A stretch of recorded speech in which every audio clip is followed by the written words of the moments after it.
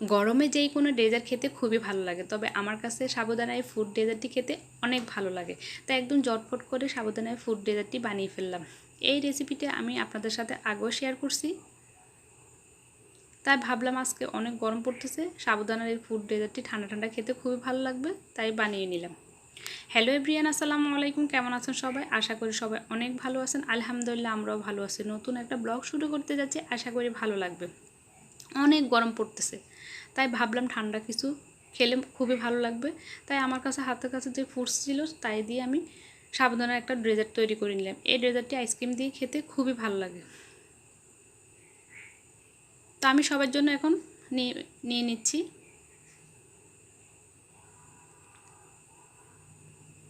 তো এখন সকালের জন্য নাস্তা তৈরি করব। এখন ঘুম থেকে সবাই উঠে গেছে, আমি, আমার ছোটো ভাইয়ের ওয়াইফ, আফু সবাই চলে আসছে কিচেনে।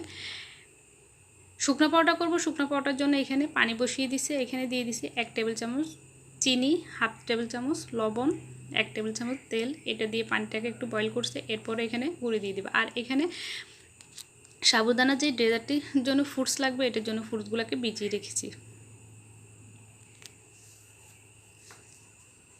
তো রুটির এই ব্যাটারটিও আমি ভালো করে তেল দিয়ে মেখে নিলাম, আর এখানে গোল গোল করে নিলাম। এখন এটাকে সুন্দর করে আমি বেলে নিব। তো আমি এই যে পরোটার শেপে এগুলোকে বেলে নিলাম। আর এখানে পানি বসিয়ে দিছি। পানিতে আমি এখন এখানে দিয়ে দিছি গোটা কিছু মশলা, দারচিনি, এলাচ, তেজপাতা। এখানে আমি শ্যামাই রান্না করব। তো দিয়ে দিছি পরের মতো এখানে পানি, গোটা মশলা, আর এখানে দিয়ে দিছি দুধ। এগুলোকে ভালো করে বয়েল করব। আর এখানে নূর শ্যামা এবং লাচ্ছি শ্যামা দুইটা একসাথে আমি এখানে রান্না করব। তো দুধটা ভালো করে এখানে বয়েল হয়ে গেছে। এখন আমি দিয়ে দিব এখানে পরের মতো শ্যামাইটা দিয়ে কিছুক্ষণ ভালো করে এখানে নেড়েচে নিব। 2-1 বার বলক চলে আসলে এরপরে দিয়ে দিব লাচ্ছি শ্যামাইটা। এই দুইটি শ্যামাই একসাথে রান্না করে খেলে খুবই ভালো লাগে। এক্সট্রা একটা শ্যামাই খেলে দেখে যাইতে তেল তেল, আমার কাছে খেতে তেমন ভালো লাগে না। তো আমি দুইটি শ্যামাই একসাথে দিয়ে দিছি। এখন চুলা থেকে নামিয়ে নিব।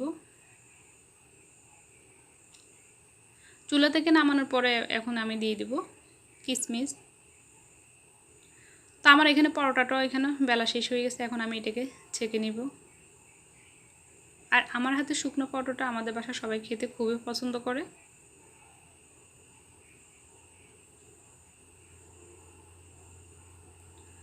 তো রান্নার জন্য এখানে মুরগি এবং মাছটাও ভিজিয়ে রেখেছে।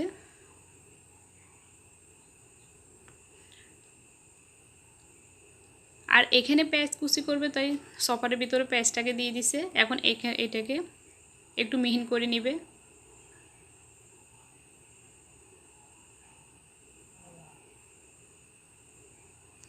আর মাংসতে পেঁয়াজটাকে একটু মিহি করে দিলে ভালো লাগে। তো এই যে পেঁয়াজটা আমার মিহি করা শেষ। এই যে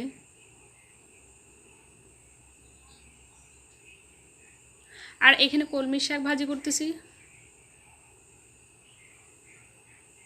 তো এখানে পেঁয়াজ, মরিচ সব কিছু একসাথে দিয়ে দিচ্ছি, রসুন, হালকা একটু আদা, সব কিছু দিয়ে ভালো করে শাকটাকে ভেজে নিচ্ছি। আর সাবুদানা যে ডেজার্টটি তৈরি করব, এখানে আমি পানি বসিয়ে দিচ্ছি। এখন আমি নুডলসটাকে এখানে সিদ্ধ করে নেব। দিয়ে দিচ্ছি এখানে কোকোলা নুডলসটা। তো এই যে নুডলসটা আমার আদা সিদ্ধ হবে, এখানে আমি আদা সিদ্ধ করে নিচ্ছি। এই যে হয়ে গেছে। এখন চুলা থেকে এটা নামিয়ে নেব। চুলা থেকে নামিয়ে নিয়ে এরপরে সাবুদানাটাও আমি এখানে ফুটিয়ে নেব। পানি বসিয়ে দিচ্ছি। এখন দিয়ে দিব এখানে সাবুদানাটি দিয়ে কিছুক্ষণ নেড়েচেড়ে এটাকে ফুটিয়ে নেব। ফুটিয়ে নেওয়ার পরে এখানে পানিতে আমি ভালো করে সাবুদানাটি ধুয়ে নিব। তো আমার দুইটি হয়ে গেছে, সাবুদানা এবং নুডলসটি হয়ে গেছে। এখন আমি এখানে একটা বাটি নিয়ে নিছি। বাটিতে দিয়ে দিব এখানে নুডলস,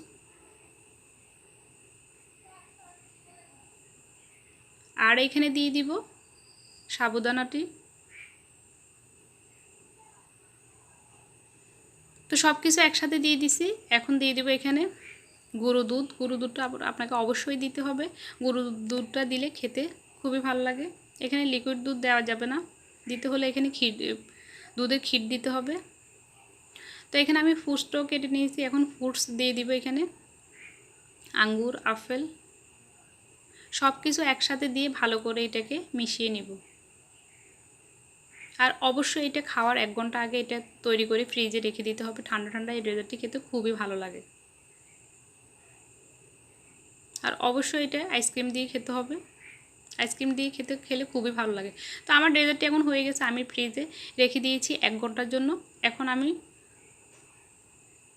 খাওয়ার জন্য সবাইকে সার্ভ করে দেব।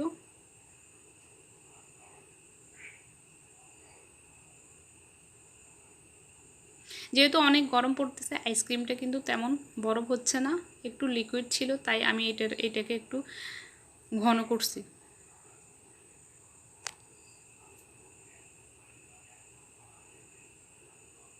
তো এখন আমি দিয়ে দিব এখানে আইসক্রিম, উপরে আইসক্রিম দিয়ে দিব।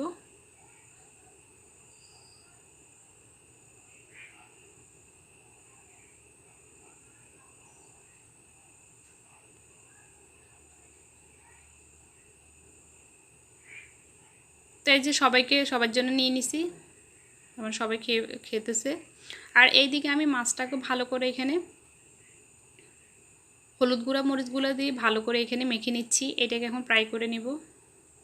আর মাছটা আমি ভালো করে ফ্রাই করব না, হালকা একটু ফ্রাই করে নিব। মাছটা এখানে আমি ভালো করে সব কিছু মিশিয়ে নেওয়া হয়েছে। আমাকে হেল্প করতেছে তানজিলা হচ্ছে আমার ভাইয়ের ওয়াইফ।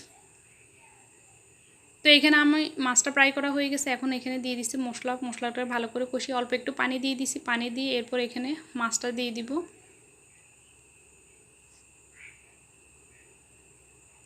সবগুলা মাছ এখানে দিয়ে দিব, মাছ দিয়ে ভালো করে কিছুক্ষণ এটাকে কষিয়ে নেব, এরপর অল্প একটু পানি দিব।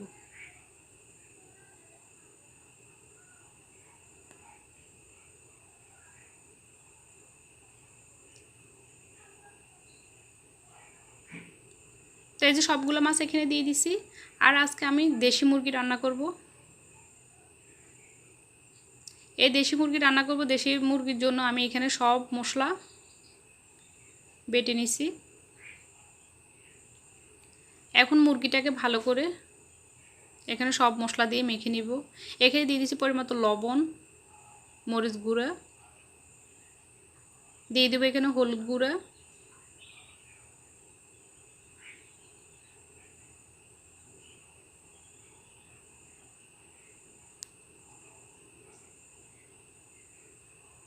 সব ধরনের মশলা একসাথে এখানে বেটে এরপরে মাংসর সাথে ভালো করে মিশিয়ে নেব।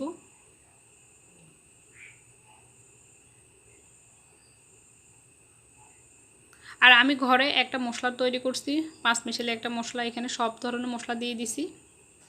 তো সব ধরনের মশলা দিয়ে দেওয়ার পরে এখন আমি মাংসটাকে ভালো করে হাত দিয়ে এটাকে মেখে নিব। এটা অবশ্যই আধা ঘন্টার জন্য ম্যারিনেট করে রেখে দিতে হবে। তো সব কিছু দিয়ে দিছি, হালকা একটু তেল দিয়ে দিচ্ছি, তেল দিয়ে ভালো করে এটাকে কিছুক্ষণ মেখে এটাকে আধা ঘন্টার জন্য আমি রেস্টে রেখে দেব।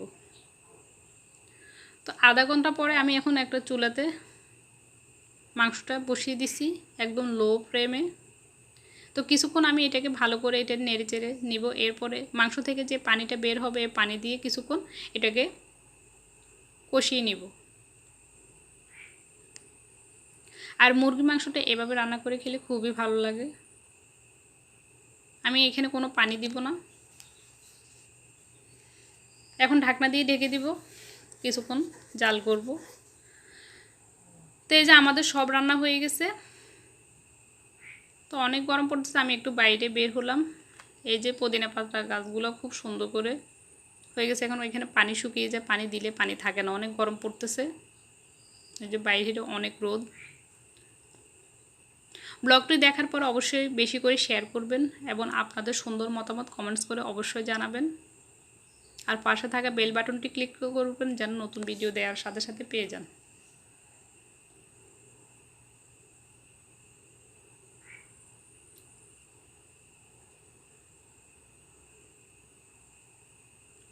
আজকের ব্লগটি এ পর্যন্ত। সবাই ভালো থাকবেন, সুস্থ থাকবেন। আল্লাহ হাফেজ, আসসালামু আলাইকুম।